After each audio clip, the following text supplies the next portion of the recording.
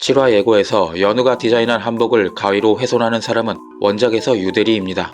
그녀는 민혜숙의 사주를 받고 연우를 회사에서 쫓아내기 위해 이 일에 가담하게 되는데 과연 유대리는 어디까지 원작과 똑같을지 예상해보겠습니다.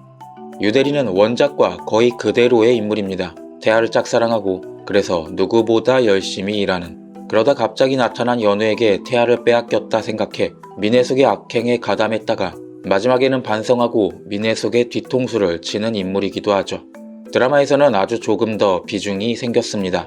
태아를 바라보는 얼굴이 계속해서 잡히고 원작에 없던 미담과의 계약을 위해 발로 뛰어 이미담이 회사로 방문하게 하죠. 근데 이 장면이 무서운 게 결국 태아를 돕기 위한 유대리의 행동은 이미담으로 하여금 박연우라는 디자이너를 발견하게 했고 그로 인해 연우의 입지가 더 커졌죠. 원작에서는 연우와 태아가 계약 결혼을 했다며 사내 게시판에 사진을 올리는 게 바로 유대리입니다. 원래는 이때부터 민혜숙의 꼬임에 넘어갔지만 드라마에서 유대리는 이 사진을 처음 접하고 충격을 받은 듯한 모습을 보이죠. 그럴만하죠. 자신이 짝사랑하지만 결코 넘볼 수 없었던 건 태아가 회장이 끔찍히 아끼는 손주이며 회사의 부대표라는 사실뿐 아니라 강드로라고 불릴 만큼 감정 표현이 없고 회식에 한 번도 참여 안 할 만큼 사적 친분을 쌓지 않는 인물이었으니까요. 그러니 내심 안심하고 있었을 겁니다. 자신이 가지지는 못해도 어차피 강드로는 어떤 여자도 가지지 못할 사람이었으니까. 그런데 갑자기 사내 게시판에 연우라는 여자와 계약 결혼을 했다 알려지고 심지어 그 여자가 미담의 객원 디자이너로 참여한다고 나타납니다. 하지만 이때만 해도 아, 미담 디자이너였구나, 그래서 태아와 사진이 찍힌 건가 약간은 안심했겠죠. 그런데 말입니다. 강드로가 연우의 박력 있는 인사에 웃는 모습을 보고 말았죠. 강드로가 웃다니 말도 안 되는 일이죠. 여자의 직감으로 유대리는 태아와 연우의 사이가 진짜라는 걸 알아차렸을 겁니다. 본능이 말했겠죠. 이 여자는 위험하다. 적이라고. 그래서 1주년 행사에서 빅엿을 먹이기 위해 박연우의 디자인을 포함시키자는 제안을 합니다. 그런데 연우가 디자이너는 옷으로 말한다며 멋지게 실력으로 증명해내고 씁쓸해하던 유대리는 태아의 자료 준비 요청에 또 밝게 웃어 보이는데, 왜냐하면 회식 때 연우가 편하게 말하는 것에 태아의 기분이 안 좋아 보이는 걸 봤고 그래서 둘 사이가 좋지 않다고 생각했나 봅니다.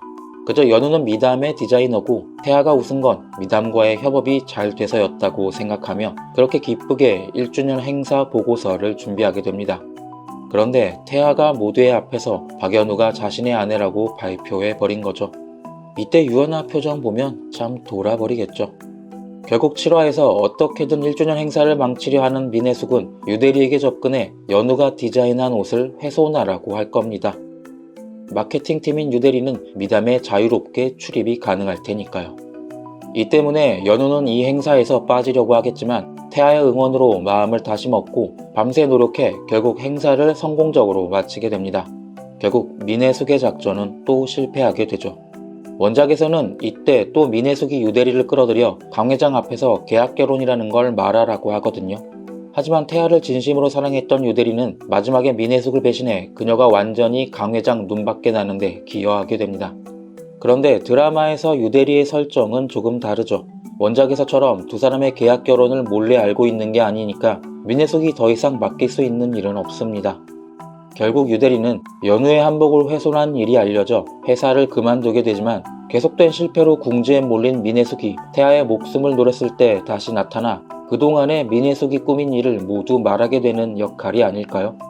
원작대로 민혜숙을 나락으로 보내는데 일조하며 조금이나마 자신의 잘못을 태아와 연우에게 갚는 역할 말이죠.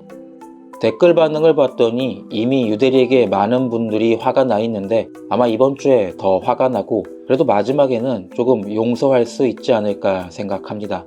그러니 시청자분들도 화를 가라앉히시기 바랍니다. 마음을 평온하게 하는 데에는 제 채널에 댓글 다는 것만한 일이 없거든요. 시청해 주셔서 감사합니다.